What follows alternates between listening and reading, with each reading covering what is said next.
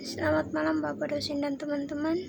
Saya Lucia Ludiabana, NIM 2003030006, kelas A semester 3. Pada kesempatan kali ini saya akan mereview buku ke-6 untuk mata kuliah Teori Sosiologi Modern, buku Pilbordi.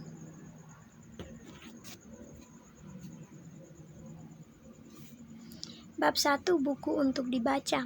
Pilbordi tanpa diragukan lagi dengan ironis sadar mengacu pada studinya baru-baru ini tentang sistem Universitas Prancis Homo Academicus sebagai buku untuk dibakar.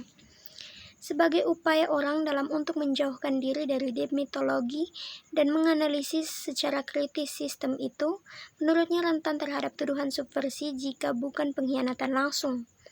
Seperti kebanyakan karya Bourdieu, khususnya karyanya selama 2 dekade terakhir, potensi subversifnya bagaimanapun sangat dirusak oleh sifat bahasa yang digunakan dan gaya penulisan umumnya. Penggunaan idiosinkratik dan neologisme digabungkan dengan kalimat panjang yang sering berulang yang dibebani dengan sejumlah subklausa dan jalan memutar diskursif digabungkan dengan diagram dan skema visual yang rumit untuk menghadapkan pembaca dengan tugas yang banyak. Apakah mereka sarjana, pasca sarjana, atau ilmuwan sosial profesional merasa menakutkan. Namun, tulisan Bourdieu yang dia gambarkan sebagai perjuangan permanen melawan bahasa biasa, dibantah yang tidak perlu bertele-tele, tidak jelas, rumit, dan mengintimidasi. Dia tidak harus menulis dengan cara ini untuk mengatakan apa yang ingin dia katakan. Bab 2, Antropologi dan Strukturalisme. Salah satu tema sentral yang menyatukan karya Bourdieu adalah upaya untuk memahami hubungan antara subjektivitas makhluk sosial individu seperti yang dialami dan hidup dari dalam keluar pribadi sehingga untuk berbicara, dan dunia sosial objektif di mana ia dibingkai dan menuju produksi dan reproduksi yang disumbangkannya. Proyek teoritis ini merupakan aspek kunci dari upaya Bourdieu untuk mengembangkan sosiologi yang dapat melampaui dikotomi subjektif atau objektif. Itu terletak di jantung gagasannya yang tentang strukturalisme genetik. Analisis struktur objektif tidak dapat dipisahkan dari analisis asal-usul. Dalam individu biologis, dari struktur mental yang sampai batas tertentu merupakan produk dari penggabungan struktur sosial. Tidak dapat dipisahkan juga dari analisis asal-usul struktur sosial itu sendiri. Mungkin konteks empiris paling awal dari mana beberapa ide sentral untuk posisi ini dapat dilihat muncul dalam karya Bourdieu adalah pengalaman pembangunan petani dan perkotaan subproletar Aljazair. Proses di mana disposisi dan ideologi disesuaikan dengan struktur ekonomi yang diimpor dan dipaksakan, yaitu reinvention.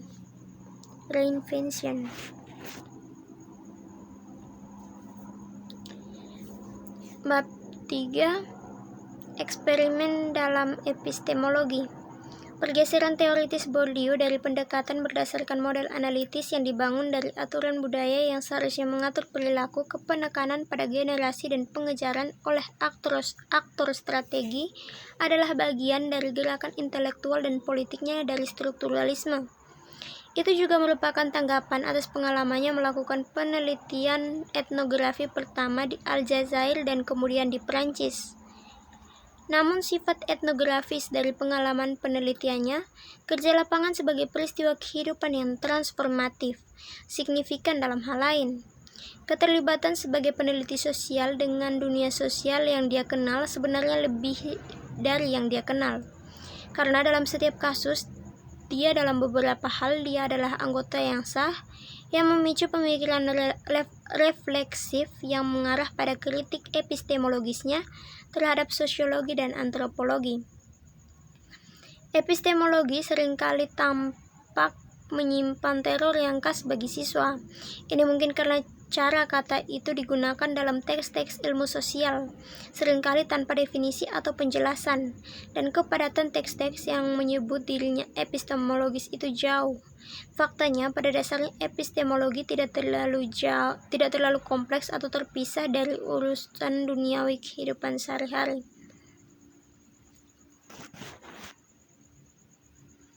Bab 4. Praktik kebiasaan dan lapangan. Papan utama dalam platform sosiologis Bourdieu adalah usahanya untuk melampaui pilihan wajib dan ritual antara subjektivisme dan objektivisme. Dalam menolak determinisme penjelasan mekanistik kehidupan sosial, bagaimanapun dia tidak ingin jatuh ke dalam perangkap lain, seperti yang dia rasakan, melakukan niat sadar dan disengaja sebagai penjelasan yang cukup tentang apa yang orang lakukan. Untuk mengadopsi terminologi holis, inilah perbedaan antara manusia plastik dan manusia otonom, di mana manusia plastik memiliki penyebabnya dan manusia otonom memiliki alasannya. Ia dapat berasimilasi dengan serangkaian oposisi homolog, individu versus masyarakat, tindakan versus struktur, kebebasan versus kebutuhan, dan lainnya, yang memberikan perdebatan teoritis kontemporer tentang strukturasi dengan problematika dan relation dietri-nya. Dalam kerangka ambisi teoritis inilah kontribusi Bourdieu terhadap sosiologi dan antropologi harus dinilai. Ini adalah kriteria yang dengannya dia menawarkan dirinya untuk penilaian. Namun dalam menilai kontribusi itu, poin penting lebih lanjut yang perlu diingat adalah penolakan Bourdieu terhadap proyek Grand Theory. Teori untuk kepentingannya sendiri misalnya ditolak mentah-mentah. Bab 5. Kekerasan simbolik dan reproduksi sosial. Sosiologi pendidikan Bourdieu kemungkinan besar merupakan aspek karyanya yang akrab dengan sebagian besar pembaca. Bukan hanya sebagai kontribusi pada bidang spesialisasi sosiologi, aspek penulisan dan penelitian Bourdieu ini paling baik dipahami sebagai perluasan teori praktiknya untuk membangun teori kekerasan simbolik umum. Di satu sisi, dan secara setara, teori umum reproduksi sosial masyarakat industri maju di sisi lain. Ini juga dapat secara menguntungkan dibaca sebagai aplikasi berfokus pada pendidikan lapangan tertentu dari kerangka teoritis. Bab 6. Budaya, status, dan perbedaan. Orang-orang bersaing tentang budaya dan mereka bersaing dengannya. Definisi apa yang secara sah dapat disebut budaya dengan huruf kapital C adalah salah satu tulang pertikaian yang paling tajam. Apakah setumpuk batu bata seni atau apakah setumpuk batu bata? Jawaban itu seni ketika di galeri seni. Di sini batas-batas lapangan kewenangan untuk mendefinisikannya dan konten substansifnya yang dipertaruhkan. Bourdieu telah secara konsisten berusaha untuk menawarkan alternatif ilmiah untuk filsafat estetika Kantian, di mana kemurnian kontemplasi estetika berasal dari agnostisisme moral dan perspektif yang tidak tertarik atau menyendiri. Menurut Bourdieu, ini bukan murni atau tidak tertarik. Sebenarnya ini adalah watak yang berasal dari kemakmuran. Ini adalah produk paradoks dari pengondisian oleh kebutuhan ekonomi negatif, kehidupan yang mudah yang cenderung mendorong jarak aktif dari kebutuhan. Bab 7. Penggunaan bahasa. Ini adalah pandangan sosiologis dan antropologis konvensional yang dianut Bourdieu dalam istilah yang paling kuat. Dia menegaskan bahwa tidak dapat dianalisis atau dipahami secara terpisah dari konteks budaya dan dari kondisi sosial produksi dan penerimaannya. Jadi, hal pertama yang perlu diperhatikan tentang makalah tentang bahasa yang ia tulis selama tahun 1970-an dan tahun 1980-an, pilihan yang baru-baru ini diterbitkan di Language and Symbolic Power, adalah bahwa mereka adalah kritik terhadap linguistik formalis murni, sebagian besar karya Saussure dan Chomsky. Secara khusus, dia keberatan dengan perbedaan Saussure antara language atau bahasa dan parole atau ucapan, dan perbedaan Chomsky antara kompetisi dan kinerja. Masing-masing tergantung pada konstitusi metodologis dari domain abstrak bahasa, secara bersamaan nyata dan ideal yang digunakan dalam produksi bahasa tulis atau lisan duniawi dalam semua variasi.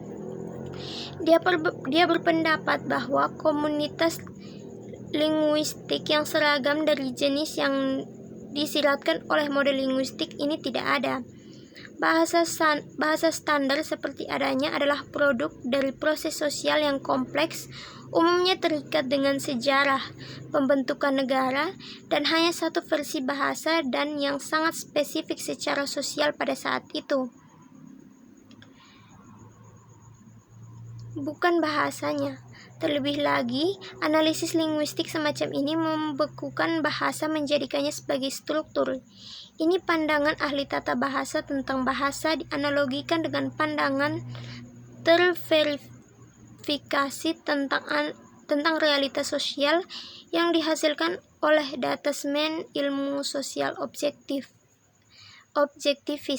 Keduanya berkaitan dengan pembuatan aturan yang telah dikritik oleh Bourdieu di tempat lain. Sekian dan terima kasih.